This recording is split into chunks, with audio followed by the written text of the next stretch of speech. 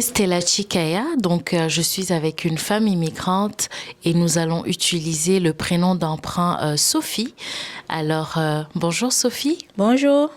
Merci d'avoir accepté de faire cette capsule. Avec plaisir. Alors, dans le cadre de la semaine d'action contre le racisme, vous allez nous partager votre expérience et est-ce que vous pouvez nous dire dans quel domaine se trouve votre expérience? Dans la santé. Dans la santé. Oui. Et ça fait combien de temps que vous vivez au Québec? À peu près 5 ans. 5 ans. Oui. Et est-ce que vous diriez que les femmes immigrantes vivent de la discrimination et ou du racisme ici au Québec? Oui, je peux le dire parce que moi aussi j'ai vécu un cas pareil. D'accord. Est-ce que vous pouvez nous partager votre expérience, s'il vous plaît? Ok. J'ai vécu un cas de racisme à l'hôpital. Ok. En fait, nouvelle arrivant, j'étais enceinte. Ok. Et mes premières visites se sont faites sur un bout de papier. Donc, tout allait bien jusqu'au jour où j'ai reçu ma carte d'assurance maladie. Ok. Et c'est où tout a commencé. Je suis allée à l'hôpital pour m'enregistrer pour la première fois. Il fallait que j'ai la carte d'hôpital pour avoir accès aux soins désormais parce que j'avais déjà une carte. C'est où je vais à la réception. Et la dame qui m'a reçue, quand elle reçoit ma carte d'assurance maladie, elle regarde. Et la partie où c'est signé don d'organes, je n'avais pas signé en fait. Ok. Et là, elle me demande pourquoi je n'ai pas signé. J'ai même pas su quoi répondre. Et du coup, là, elle me dit... Elle prend ma carte, elle me retourne la carte. Je pensais que j'étais enregistrée, mais elle me dit juste... Si vous n'avez pas signé, on va vous retourner chez vous. Et désormais, sachez que ce sera obligatoire. Vous retournez chez vous. Ici, on va pas juste, vous n'allez pas juste recevoir sans rien donner en retour. C'était un peu des paroles de ce genre. Et wow.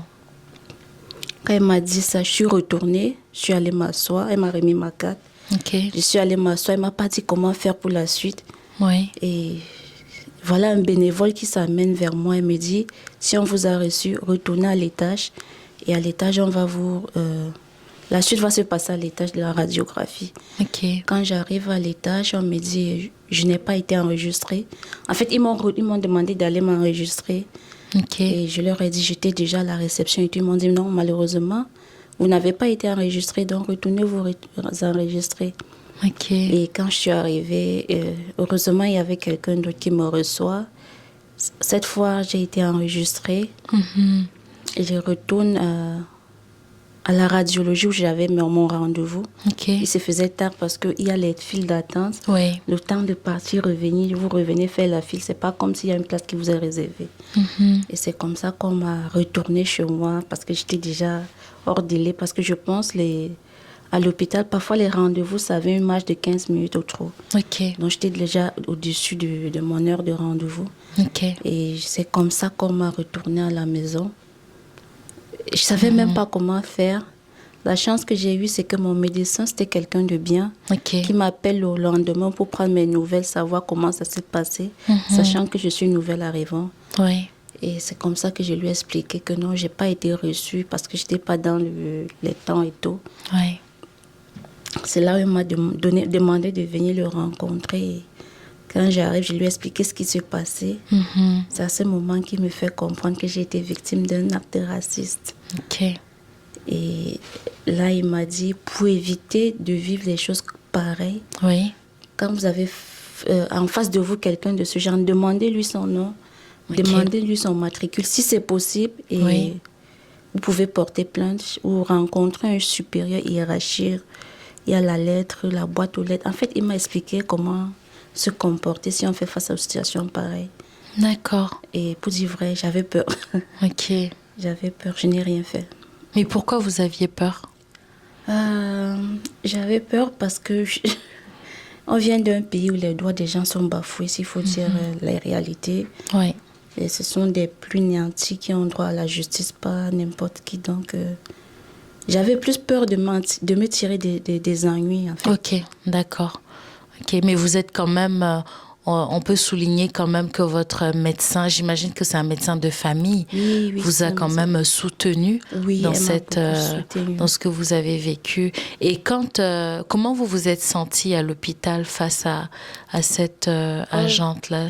J'étais déçue, très déçue, parce que c'est pas vraiment ça que j'attendais.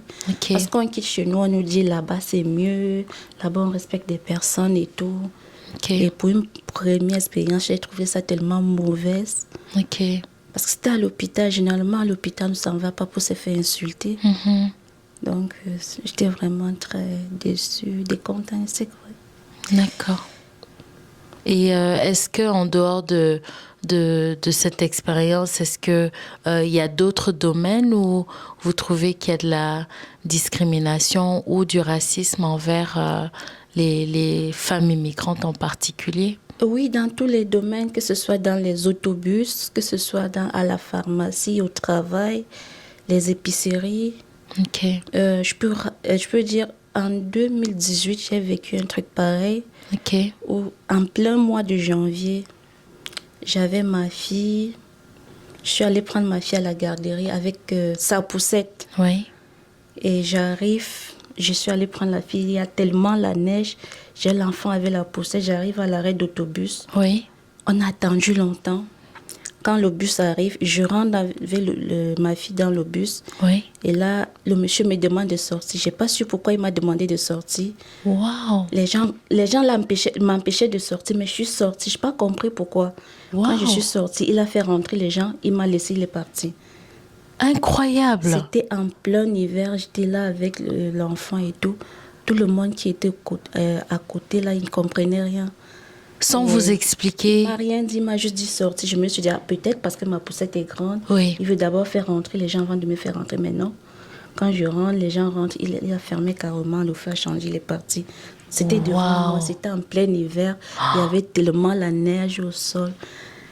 Et comment vous vous êtes sentie? Ce jour, j'ai coulé les larmes pour dire vrai. Il y avait une dame à côté de moi qui m'a dit... Et c'était pas quelqu'un de ma couleur de peau, c'était quelqu'un différent qui m'a dit il y a des personnes mauvaises partout, ne vous en faites pas. Waouh. C'était tout. Incroyable. C'est des choses parfois, quand je reste, je me souviens, je me demande. Jusqu'aujourd'hui, je me dis c'est un acte de racisme, même malgré qu'il ne s'est pas exprimé, parce que je comprends pas pourquoi il m'a fait cela en fait. Moi, je ne comprends pas. En plus, c'était en hiver, il y avait tellement la neige. C'est difficile de pousser sur la neige. Oui, bien sûr. Je n'avais pas d'auto aussi, donc c'était très difficile pour moi. Je me suis dit, peut-être ça me prend à mon enfant. En fait, ça m'a fait plus mal que tout ce que j'ai vécu autre. Je comprends. Waouh. Mais est-ce que vous connaissez les ressources qui viennent, les ressources qui sont dans le milieu lorsqu'on vit des actes de discrimination ou de racisme? Est-ce que vous connaissez les ressources d'aide? Je ne connais pas vraiment trop les ressources, mais je sais comment procéder peut-être si je suis encore victime et que si je veux me faire justice. Mais les ressources, non. D'accord, ok. Parce qu'il y a des ressources justement dans le milieu qui sont là pour accompagner les personnes qui ont vécu des actes de discrimination ou de racisme. Mais admettons qu'il y a une femme immigrante qui regarde la capsule et puis qui se retrouve dans votre témoignage. Quel conseil vous souhaiteriez lui donner? Moi, je vais d'abord dire... il y a aussi un problème, c'est que nos familles d'accueil, parfois, ils ont une influence sur nous. Parce que parfois, quand tu rentres chez toi et que tu dis que tu as été victime et que tu veux réagir, généralement, les gens vont te dire, il ne faut pas te créer des ennuis. D'accord. Moi, je vais dire, c'est faux. C'est faux. C'est un pays de droit, c'est un pays de justice.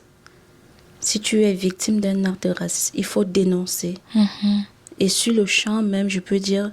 Il faut dire à la personne, si tu connais tes droits, il faut connaître premièrement ses droits et réagir.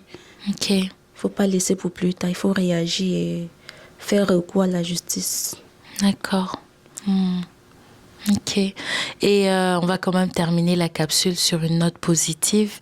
Vous dites ça fait 5 ans, c'est ça Oui. que vous vivez au Québec. C'est quoi que vous aimez le plus ici au Québec? Je veux dire, j'aime tout dans l'ensemble. Ok.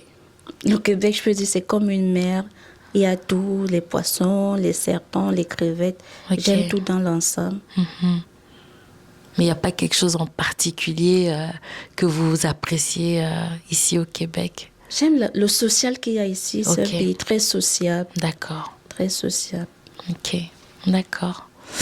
Mais en tout cas, je ne sais pas si vous voulez rajouter quelque chose ou... Tout ce que je peux dire, c'est vrai aujourd'hui.